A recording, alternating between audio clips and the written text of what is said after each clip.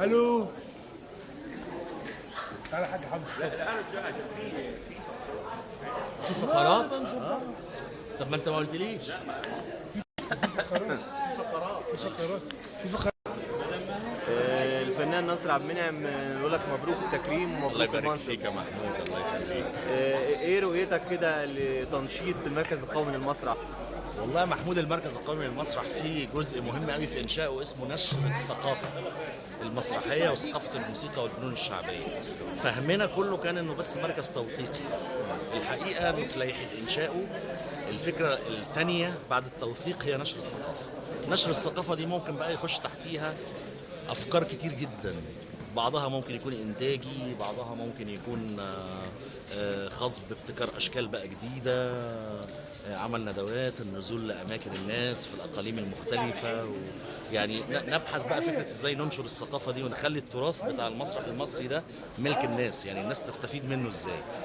بفكر بقى نعمل بروتوكول، يعني نعمل شغل مع قطاع الفنون الشعبيه. احنا عندنا اوبريتات في المسرح الغنائي عاوزين نطلعها، وعايزين نطلع الاصول اللي موجوده بالنوت، نبتدي نحول التراث ده من حاله متحفيه لحاله انتاجيه، لحاله حياه.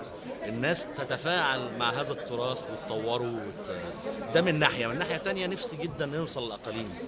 مش عاوز التوثيق بس يتوقف على شغل البيت الفني للمسرح.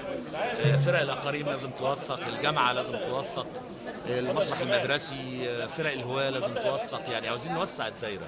طب السؤال الاخير يا استاذ ناصر، ايه امكانيه ان يبقى في وحده تصوير محترمه تستطيع من خلالها انها تصور الاعمال وتوثقها ويبقى عندها القدره انها توزع وتجيب دخل للمسرح بشكل عام، يعني وعاد انتاج تاني يعني. بص يا محمود، الوحده اللي موجوده دلوقتي في المسرح وحده هوي، مش وحده احترافيه. ما عندناش اذاعه خارجي، يعني وحده خارجيه، وحده تصوير. ما عندناش وحده تصوير خارجي.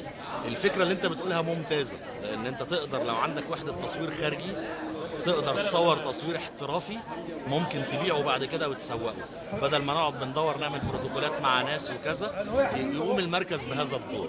الكلام ده ممكن نطرحه في الموازنه الجديده لانه هيتكلف كتير، ونتمنى ان احنا نعمله. شكرا والف مبروك.